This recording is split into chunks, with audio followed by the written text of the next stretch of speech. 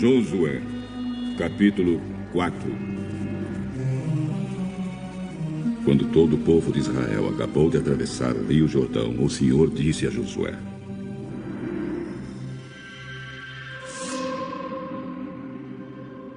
escolha 12 homens, um de cada tribo, e dê esta ordem. Peguem 12 pedras do meio do rio Jordão, do lugar onde os sacerdotes ficaram parados. Levem essas pedras e coloquem onde acamparem hoje à noite. Então Josué chamou os 12 homens que havia escolhido e disse: passem adiante da arca da aliança do Senhor, o Deus de vocês, e sigam até o meio do Jordão. Cada um ponha no ombro uma pedra, uma para cada tribo de Israel. Essas pedras ajudarão o povo a lembrar daquilo que o Senhor tem feito. No futuro, quando seus filhos perguntarem o que essas pedras querem dizer, vocês contarão que as águas do Jordão pararam de correr no dia em que a arca da aliança atravessou o rio. Essas pedras farão com que o povo de Israel lembre sempre desse dia.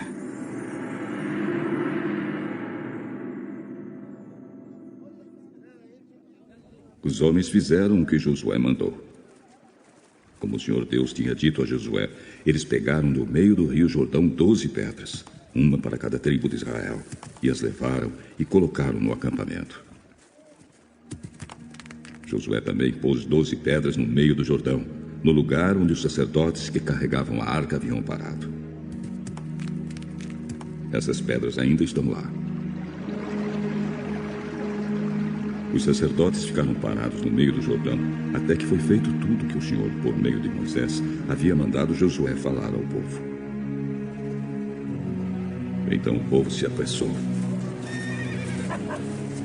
e atravessou o rio. Quando todos já haviam passado, a arca da aliança e os sacerdotes também passaram e ficaram na frente do povo. Os homens das tribos de Ruben, de Gade e de Manassés do leste atravessaram antes do resto do povo, prontos para a batalha, conforme Moisés tinha dito. Mais ou menos 40.000 homens preparados para guerrear marcharam diante de Deus, o Senhor, indo para o lado da planície de Jericó. Naquele dia o Senhor fez com que o povo de Israel ficasse sabendo que Josué era um grande homem. E durante a vida de Josué, eles o respeitaram, assim como haviam respeitado a Moisés. E o Senhor Deus disse a Josué: mande sair do rio Jordão os sacerdotes que estão carregando a arca da aliança. Josué fez isso. E depois que os sacerdotes saíram do Jordão e pisaram a terra seca,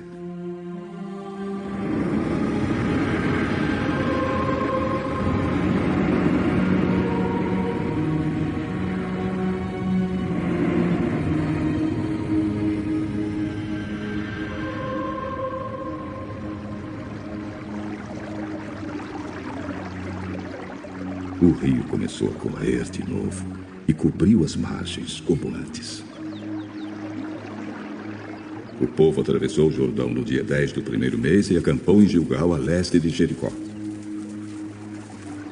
Ali Josué fez um monumento com as 12 pedras que havia tirado do Jordão e disse ao povo de Israel: quando no futuro os filhos perguntarem aos pais o que essas pedras querem dizer, vocês explicarão que o povo de Israel atravessou o rio Jordão em terra seca.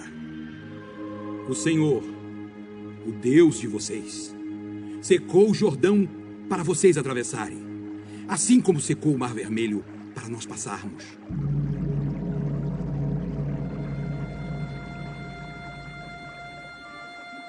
Por causa disso, todos os povos da terra vão conhecer o poder do Senhor, o Deus de vocês, e vocês o respeitarão para sempre. Josué,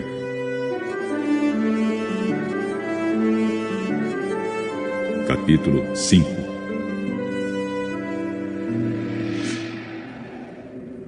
todos os reis amorreus do lado oeste do rio Jordão e todos os reis cananeus que viviam no litoral do mar Mediterrâneo ficaram sabendo que o Senhor havia secado o Jordão para o povo de Israel passar.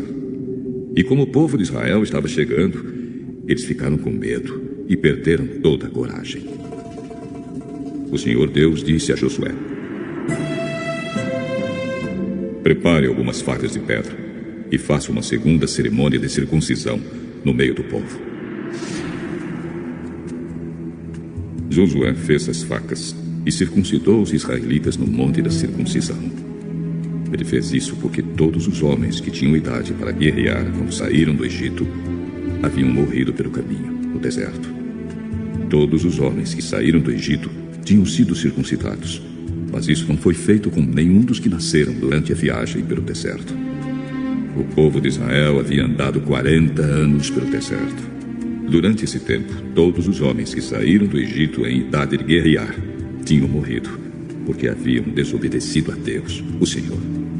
Deus tinha dito que não ia deixá-los ver a terra boa e rica que ele havia jurado dar aos seus antepassados. Mas os filhos, que tomaram o lugar dos pais, não haviam sido circuncidados durante a viagem pelo deserto. Esta foi a nova geração que Josué circuncidou. A nação inteira ficou acampada até que sararam todos os que foram circuncidados. E o Senhor disse a Josué: hoje eu tirei de vocês a vergonha de terem sido escravos no Egito. Foi por isso que chamaram aquele lugar de Gilgal. E este nome continua até hoje. Os israelitas estavam acampados em Gilgal, na planície em volta da cidade de Jericó. E ali comemoraram a Páscoa na noite do dia 14 do primeiro mês. No dia seguinte comeram alimentos daquela terra, cereais torrados e pão sem fermento. Depois disso, os israelitas não tiveram mais o maná, porque ele parou de cair do céu. Desse ano em diante, eles começaram a comer os alimentos da terra de Canaã.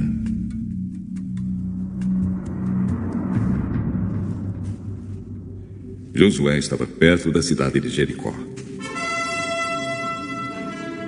De repente, viu um homem com uma espada na mão parado na sua frente. Josué chegou perto dele e perguntou: você é do nosso exército? Ou é inimigo? Não sou nem uma coisa nem outra. Estou aqui como comandante do exército de Deus, Senhor. Josué ajoelhou-se, encostou o rosto no chão e o adorou. E disse: estou às suas ordens, meu senhor. O que quer que eu faça? Tire as sandálias, porque a terra que você está pisando é santa. E Josué obedeceu.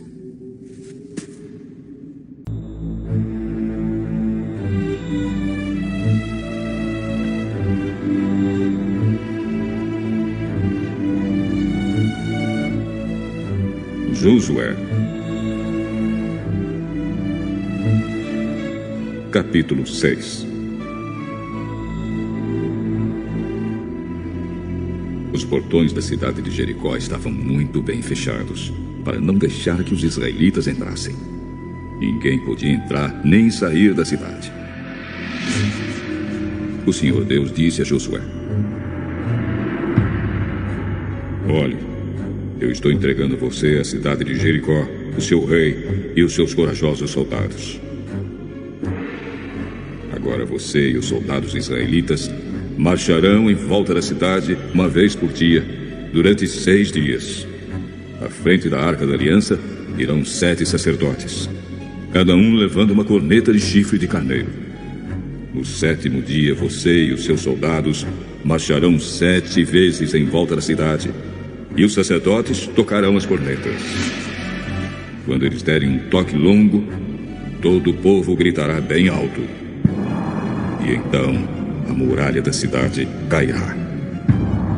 Aí cada um avançará diretamente para a cidade. Josué chamou os sacerdotes e disse: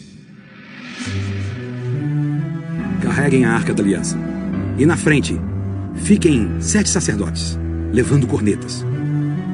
E disse ao povo: comecem a marchar em volta da cidade, e que os soldados marchem na frente da Arca da Aliança de Deus, o Senhor. Então, seguindo as ordens de Josué, os 7 sacerdotes ficaram na frente da arca e começaram a tocar as cornetas. Os soldados iam na frente dos sacerdotes, que tocavam cornetas, e um grupo de guardas seguia a arca. Durante esse tempo, as cornetas tocavam. Mas Josué tinha dado ordem ao povo para não gritar, nem fazer barulho até que ele mandasse. Aí Josué ordenou que os sacerdotes dessem uma volta ao redor da cidade, carregando a Arca da Aliança. Depois voltaram ao acampamento e passaram a noite lá. No dia seguinte, Josué se levantou de madrugada e os sacerdotes carregaram a arca. Os 7 sacerdotes que levavam as 7 cornetas iam na frente, tocando sem parar. Os soldados iam na frente deles e um grupo de guardas seguia a arca. As cornetas não paravam de tocar. No segundo dia marcharam de novo, uma vez em volta da cidade, e voltaram ao acampamento. E fizeram isso durante 6 dias. No 7º dia levantaram-se de madrugada e marcharam em volta da cidade 7 vezes no mesmo dia. Foi só nesse dia que deram 7 voltas em redor da cidade. Na 7ª volta, quando os sacerdotes acabaram de tocar as cornetas, Josué disse ao povo: gritem agora! O Senhor Deus está entregando Jericó a vocês! A cidade deve ser destruída, junto com tudo que há nela, como oferta para Deus. Somente ficará viva a prostituta Raabe e a sua família, porque ela escondeu os nossos espiões. Mas não peguem em nada daquilo que vai ser destruído.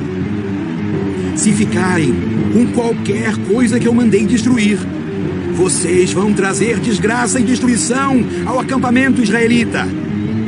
Mas os objetos de prata, ouro, bronze e ferro serão separados para o Senhor e colocados no seu tesouro. Então os sacerdotes tocaram as cornetas.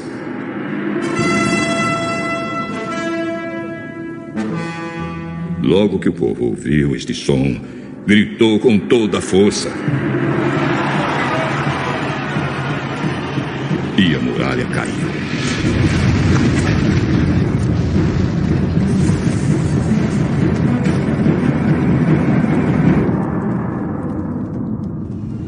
Aí todos subiram, entraram na cidade e a tomaram. E mataram com as suas espadas todos os que estavam na cidade. Homens e mulheres, crianças e velhos. Também mataram os bois, as ovelhas e os jumentos. Depois Josué disse aos 2 homens que haviam servido como espiões: entrem na casa de Raabe, a prostituta, e tragam a família dela para fora, conforme vocês prometeram. Eles foram e fizeram sair Raabe, o seu pai, a sua mãe, os seus irmãos e o resto da família. Tiraram todas as pessoas da casa e as puseram do lado de fora do acampamento israelita. Então incendiaram a cidade e queimaram tudo o que havia nela, menos os objetos de ouro, prata, bronze e ferro. Essas coisas foram colocadas no tesouro da casa de Deus, o Senhor.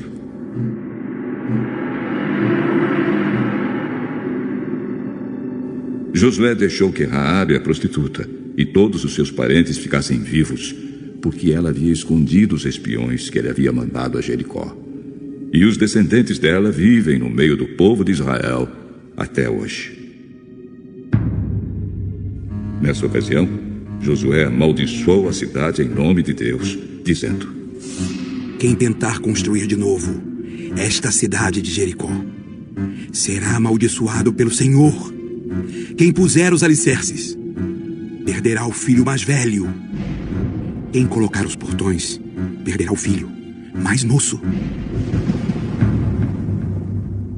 Assim o Senhor Deus esteve com Josué, e a fama de Josué se espalhou por todo o país.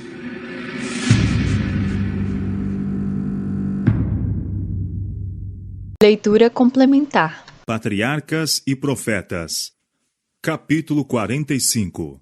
A queda de Jericó. Os hebreus tinham entrado em Canaã, mas não a haviam sujeitado. E quanto às aparências humanas, a luta para obterem posse da terra deveria ser longa e difícil. Era habitada por uma raça poderosa que se encontrava pronta para opor-se à invasão de seu território. As várias tribos se achavam coligadas pelo receio de um perigo comum. Seus cavalos e férreos carros de batalha, seu conhecimento do território e seu adestramento na guerra dar-lhes-iam grande vantagem. Ademais, o território era guardado por fortalezas, cidades grandes e muradas até aos céus. Deuteronômio capítulo 9, verso 1. Unicamente na certeza de uma força que não lhes era própria, poderiam os israelitas esperar êxito no conflito que estava iminente. Uma das mais poderosas fortalezas da terra, a grande e rica cidade de Jericó, encontrava-se precisamente diante deles, a pouca distância apenas de seu acampamento em Gilgal. Nas bordas de uma planície fértil, abundante de ricas e variadas produções tropicais, com seus palácios e templos como habitação de luxo e do vício, apresentava esta orgulhosa cidade, por trás de suas sólidas ameias, desafio ao Deus de Israel. Jericó era uma das principais sedes do culto idolátrico, sendo dedicada especialmente a Astarote, a deusa da lua. Ali se centralizavam tudo o que era mais vil e degradante na religião dos cananeus. O povo de Israel, em cujas mentes se achavam frescas as lembranças dos resultados terríveis de seu pecado em Bet-peor, apenas poderia olhar para esta cidade gentílica com repugnância e horror. Submeter Jericó era considerado por Josué o primeiro passo na conquista de Canaã. Mas antes de tudo, procurou certeza de guia divina, e esta lhe foi concedida. Retirando-se do acampamento a fim de meditar e orar para que o Deus de Israel fosse adiante de seu povo, viu um guerreiro armado, de grande estatura e presença imponente, que tinha na mão uma espada nua. A intimação de Josué: És tu dos nossos ou dos nossos inimigos? Deu-se esta resposta: Venho agora como príncipe do Senhor. Josué capítulo 5, versos 13 a 15. A mesma ordem dada a Moisés em Horebe: Descalça os sapatos de teus pés, porque o lugar em que estás é santo. Revelou o verdadeiro caráter do estranho misterioso. Era Cristo, o exaltado ser, que estava em pé diante do chefe de Israel. Tomado de assombro, Josué caiu sobre seu rosto e adorou. E ouviu esta segurança: Tenho dado na tua mão a Jericó e ao seu rei, os seus valentes e valorosos. E recebeu instruções para a tomada da cidade. Em obediência à ordem divina, Josué arregimentou os exércitos de Israel. Nenhum assalto se deveria fazer. Apenas deviam fazer o circuito da cidade, levando a arca de Deus e tocando trombetas. Em primeiro lugar iam os guerreiros, uma corporação de homens escolhidos, não para fazer agora a conquista pela sua própria habilidade e proeza, mas pela obediência às orientações a eles dadas por Deus. Seguiam-se 7 sacerdotes com trombetas. Então, a arca de Deus, rodeada de uma auréola de glória divina, era levada pelos sacerdotes vestidos nos trajes que denotavam seu sagrado ofício. Seguia-se o exército de Israel, estando cada tribo sob a sua bandeira. Tal foi o cortejo que circundou a cidade condenada. Nenhum som se ouvia a não ser o tropel daquela grande hoste e o estrondo solene das trombetas, ecoando pelas colinas e ressoando através das ruas de Jericó. Concluído o circuito, o exército voltou em silêncio às suas tendas, e a arca foi de novo posta em seu lugar no tabernáculo. Admiradas e alarmadas, as sentinelas da cidade notavam cada movimento e o referiam às autoridades. Não sabiam a significação de toda esta manifestação. Mas, quando viram aquela potente hoste a marchar em redor de sua cidade, uma vez em cada dia, juntamente com a arca sagrada e os sacerdotes assistentes, o mistério da cena aterrorizou o coração de sacerdotes e povo. De novo, inspecionaram suas fortes defesas, sentindo-se certos de que poderiam com êxito resistir ao mais poderoso ataque. Muitos punham a ridículo a ideia de que qualquer mal lhes pudesse advir por meio daquelas singulares demonstrações. Outros estavam aterrados, contemplando o séquito que cada dia volteava a cidade. Lembravam-se de que o Mar Vermelho uma vez se abrira perante este povo e que acabava de se lhes abrir uma passagem pelo rio Jordão. Não sabiam que mais prodígios Deus poderia operar por eles. Durante 6 dias, a hoste de Israel fez o circuito da cidade. Veio o 7º dia, e com o primeiro albor da manhã, Josué arregimentou os exércitos do Senhor. Determinou-se-lhes agora marchar 7 vezes em redor de Jericó, e a um forte estrondo das trombetas dar uma aclamação em alta voz, pois Deus lhes havia entregue a cidade. O vasto exército marchou solenemente em redor das condenadas muralhas. Tudo estava em silêncio. Apenas o passo cadenciado de muitos pés e o som ocasional da trombeta rompiam a quietude das primeiras horas da manhã. Os sólidos muros de pedra maciça pareciam desafiar o cerco dos homens. Os vigias, sobre os muros, olhavam com temor crescente, quando, ao terminar o primeiro circuito, seguiu-se um segundo, então um terceiro, 4º, 5º, 6º. Qual poderia ser o objetivo desses movimentos misteriosos? Que grande acontecimento se achava iminente? Não tiveram muito tempo a esperar. Completando-se a 7ª volta, deteve-se a longa procissão. As trombetas, que durante um intervalo estiveram silenciosas, prorromperam agora em um som que sacode a própria terra. As muralhas, de pedra sólida, com suas torres e seteiras maciças, cambaleiam e levantam-se de seus fundamentos, e com fragor caem em ruínas por terra. Os habitantes de Jericó ficam paralisados de terror, e as hostes de Israel entram e tomam posse da cidade. Os israelitas não haviam ganho a vitória pela sua própria força, e a conquista fora inteiramente do Senhor. E como as primícias da terra, a cidade, com tudo o que continha, deveria ser votada como sacrifício a Deus. Israel devia impressionar-se com o fato de que, na conquista de Canaã, não deveriam combater por si mesmos, mas simplesmente como instrumentos para executarem a vontade de Deus. Não para buscarem riquezas ou exaltação própria, mas a glória de Jeová, o seu rei. Antes da tomada, havia sido dada esta ordem: a cidade será anátema ao Senhor, ela e tudo quanto houver nela.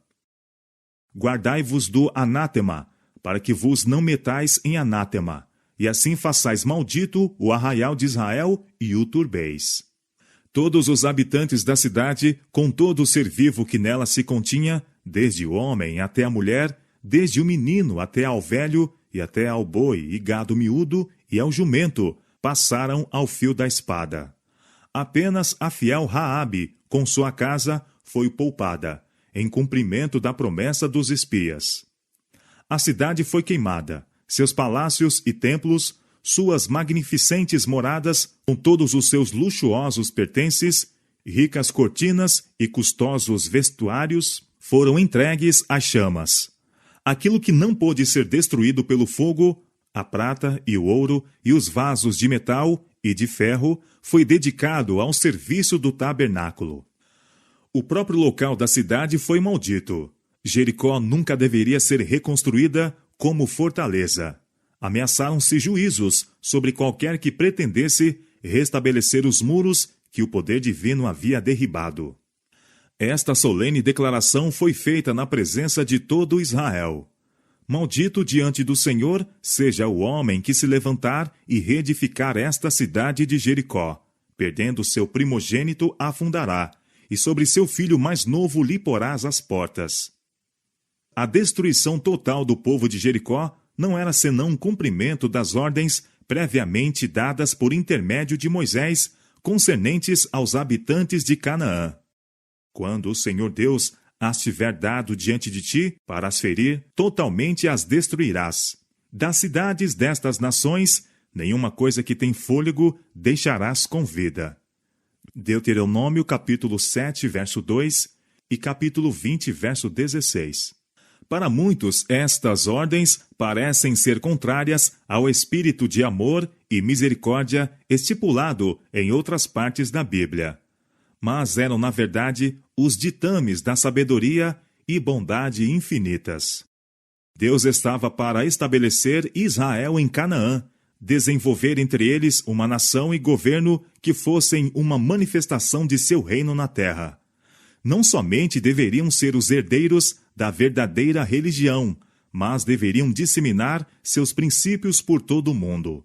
Os cananeus haviam se entregado ao mais detestável e aviltante paganismo, e era necessário que a terra fosse limpa daquilo que de maneira tão certa impediria o cumprimento dos graciosos propósitos de Deus. Aos habitantes de Canaã havia sido concedida ampla oportunidade para o arrependimento. 40 anos antes, a abertura do Mar Vermelho e os juízos sobre o Egito haviam testificado do poder supremo do Deus de Israel. E agora, a destruição dos reis de Midian, de Gileade e Bazã tinha ainda mostrado que Jeová era superior a todos os deuses. A santidade de seu caráter e sua aversão à impureza haviam sido demonstradas nos juízos que recaíram sobre Israel pela sua participação nos ritos abomináveis de Baal-Peor. Todos estes fatos eram conhecidos dos habitantes de Jericó, e muitos havia que participavam da convicção de Raabe, embora se recusassem a obedecer à mesma. Convicção esta de que o Deus de Israel é Deus em cima nos céus e embaixo na terra. Semelhantes aos homens antediluvianos, os cananeus apenas viviam para blasfemar do céu e contaminar a terra. E tanto o amor como a justiça exigiam a imediata execução destes rebeldes a Deus e adversários do homem. Quão facilmente os exércitos do céu derribaram os muros de Jericó, daquela cidade orgulhosa, cujos baluartes, 40 anos antes, tinham lançado pânico aos espias incrédulos. O poderoso de Israel havia dito: tenho dado na tua mão a Jericó. Contra aquela palavra, a força humana era impotente. Pela fé caíram os muros de Jericó. Hebreus capítulo 11, verso 30. O capitão do exército do Senhor comunicou-se apenas com Josué. Ele não se revelou a toda a congregação, e tocava a esta crer nas palavras de Josué ou duvidar das mesmas, obedecer às ordens por ele dadas em nome do Senhor ou negar-lhe a autoridade. Não podiam ver a hoste de anjos que os acompanhavam sob a chefia do Filho de Deus. Poderiam ter raciocinado: que movimentos sem significação são esses, e quão ridícula é a realização de uma marcha diária em torno dos muros da cidade, tocando trombetas de chifre de carneiro? Isto não pode ter efeito algum sobre aquelas proeminentes fortificações. Mas o próprio plano de continuar esta cerimônia durante tanto tempo, antes da subversão final dos muros, proporcionou oportunidade para o desenvolvimento da fé entre os israelitas. Deveriam impressionar-se com o fato de que sua força não estava na sabedoria do homem, nem em seu poder, mas unicamente no Deus de sua salvação. Deviam, assim, acostumar-se a depositar inteira confiança em seu divino chefe. Deus fará grandes coisas por aqueles que nele confiam. A razão pela qual seu povo professo não tem maior força é que confiam tanto em sua própria sabedoria e não dão ao Senhor oportunidade para revelar seu poder em favor deles. Ele auxiliará os seus filhos crentes em toda a emergência, se nele puserem toda a confiança e fielmente lhe obedecerem. Logo depois da queda de Jericó, Josué decidiu atacar Ai, pequena cidade entre barrancos, a poucos quilômetros a oeste do Vale do Jordão. Espias enviados àquele lugar trouxeram a notícia de que poucos eram os habitantes e que unicamente uma pequena força seria necessária para transtorná-la. A grande vitória que Deus lhes havia ganho tornara os israelitas confiantes em si mesmos. Porque ele lhes tivesse prometido a terra de Canaã, achavam-se livres de perigo e deixaram de compenetrar-se de que só o auxílio divino lhes poderia dar êxito. Mesmo Josué fez seus planos para a conquista de Ai, sem procurar conselho da parte de Deus. Os israelitas tinham começado a exaltar sua própria força e a olhar com desdém para os seus adversários. Esperava-se uma vitória fácil, e acharam-se suficientes 3.000 homens para tomarem o lugar. Arremessaram-se ao ataque sem a segurança de que Deus estaria com eles. Avançaram quase até as portas da cidade, apenas para encontrarem a mais decidida resistência. Tomados de pânico ante o número e completo preparo de seus inimigos, fugiram em confusão pela escarpada descida abaixo. Os cananeus puseram-se em feroz perseguição, seguiram-nos desde a porta e feriram-nos na descida. Posto que a perda fosse pequena, quanto ao número, tendo sido mortos apenas 36 homens, foi a derrota desanimadora para toda a congregação. O coração do povo se derreteu e se tornou como água.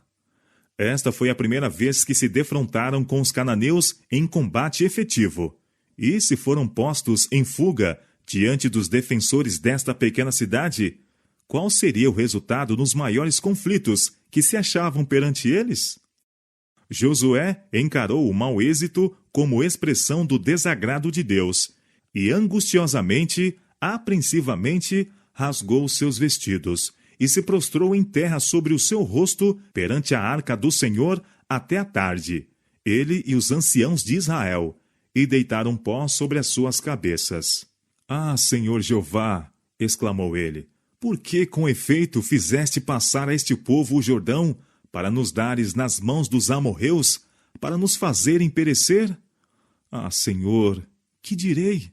Pois Israel virou as costas diante de seus inimigos. Ouvindo isto, os cananeus e todos os moradores da terra nos cercarão e desarraigarão o nosso nome da terra. E então, que farás ao teu grande nome?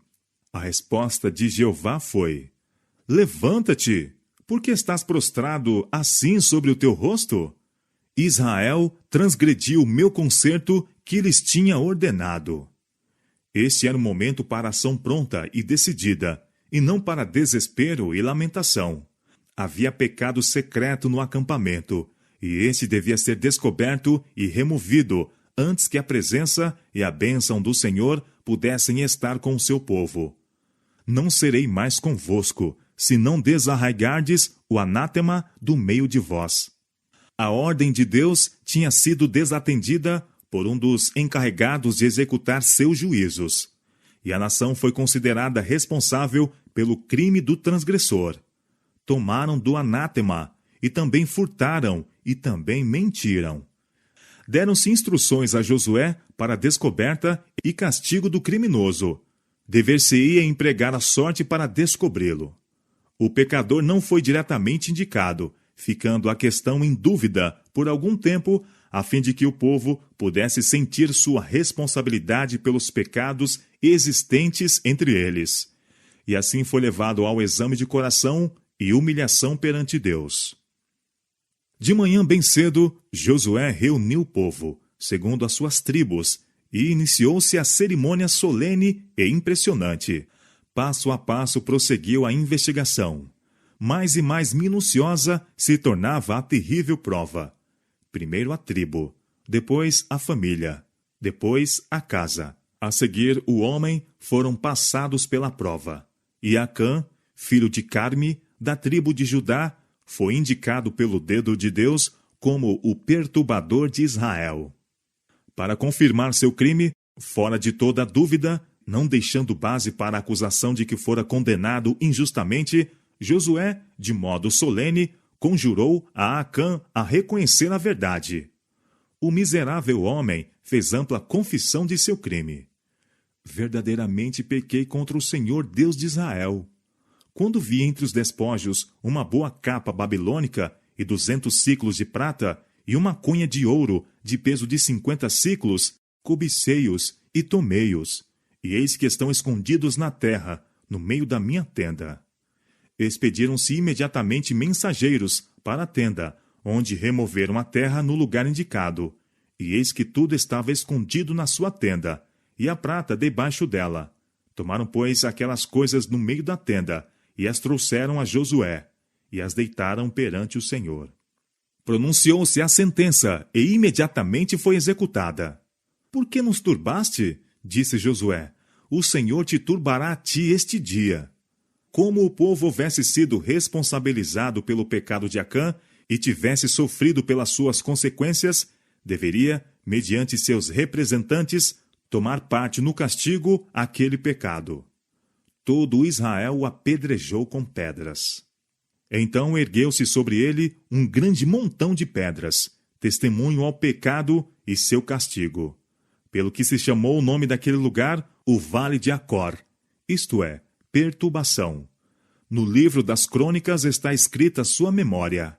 Acar, o perturbador de Israel. 1 Crônicas, capítulo 2, verso 7. O pecado de Acã foi cometido em desafio às advertências mais diretas e solenes e às mais grandiosas manifestações do poder de Deus. Guardai-vos do anátema, para que vos não metais em anátema, tinha sido a proclamação a todo Israel. A ordem fora dada imediatamente depois da passagem miraculosa do Jordão e do reconhecimento do concerto de Deus pela circuncisão do povo, após a observância da Páscoa, e o aparecimento do anjo do concerto, o capitão da hoste do Senhor. A ela se seguira a subversão de Jericó, dando provas da destruição que certo surpreenderá todos os transgressores da lei de Deus.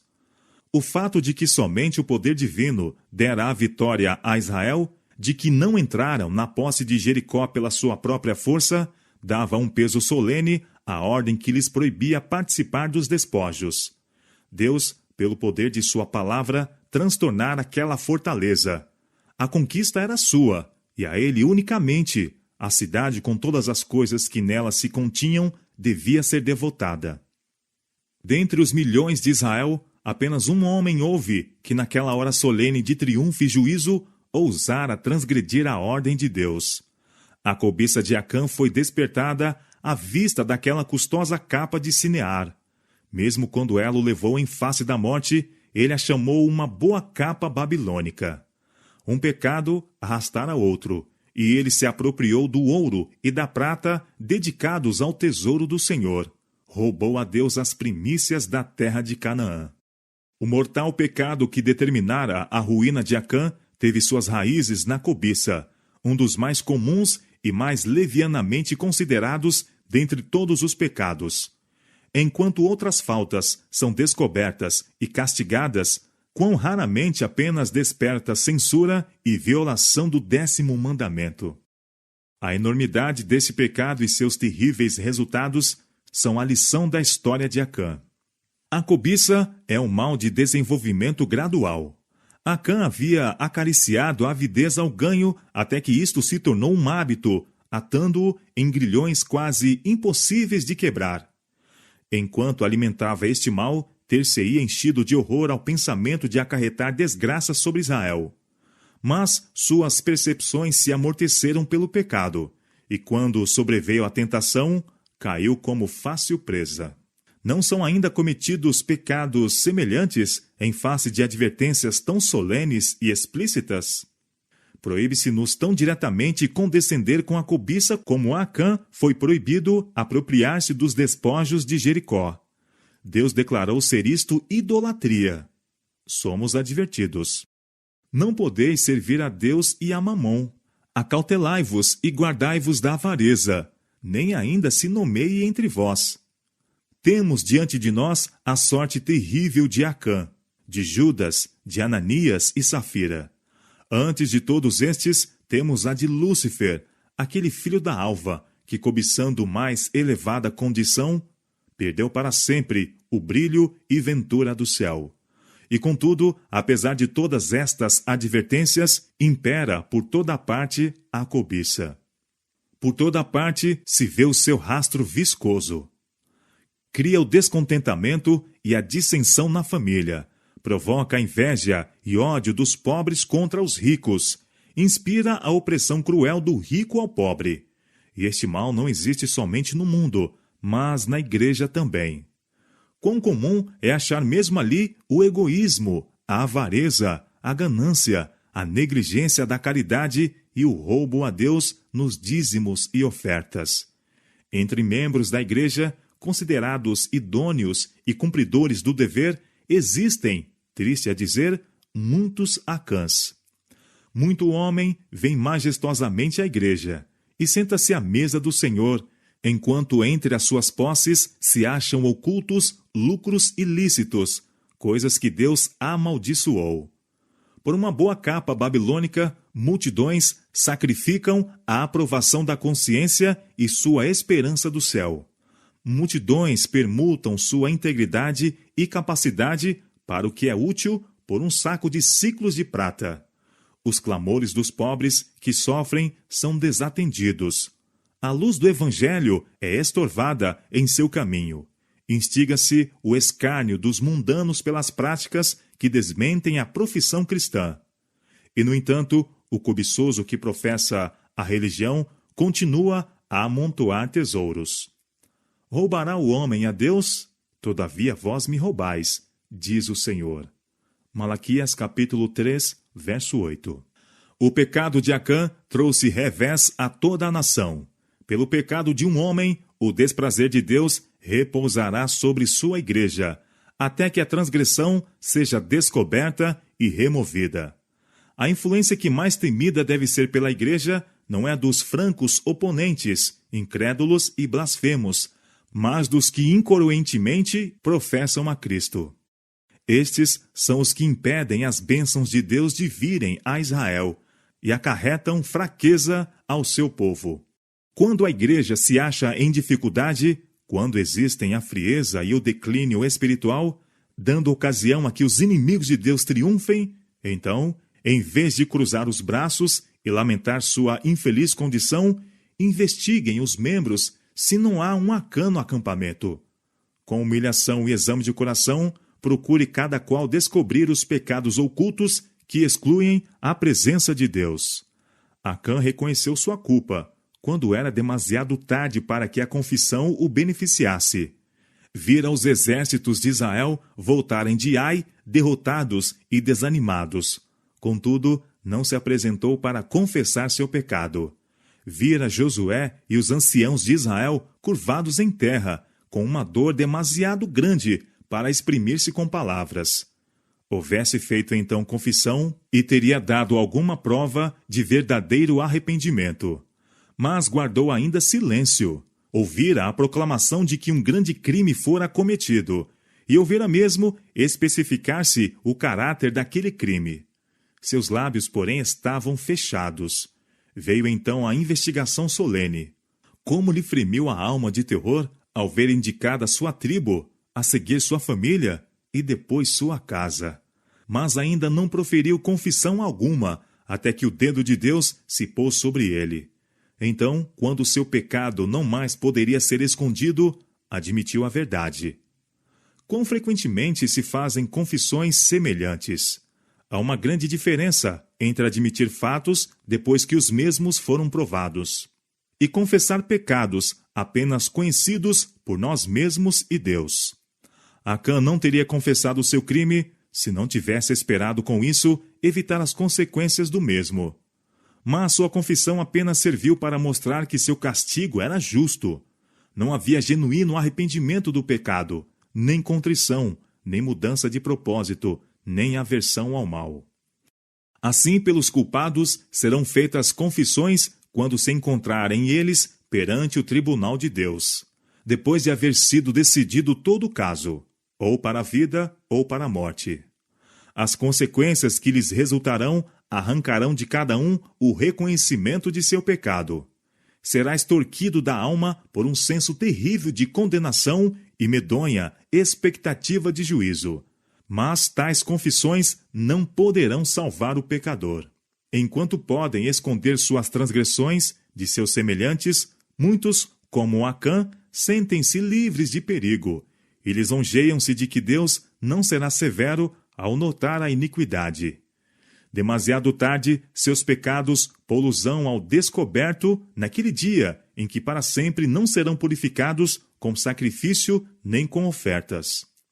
Quando se abrirem os registros do céu, o juiz não declarará com palavras ao homem a sua culpa, mas lançará um olhar penetrante, convincente, e toda ação, todo cometimento na vida gravar-se-á vividamente na memória do malfeitor. Não será necessário, como nos dias de Josué, que a pessoa seja pesquisada da tribo à família, mas seus próprios lábios confessarão sua vergonha. Os pecados ocultos ao conhecimento dos homens serão então proclamados ao mundo todo.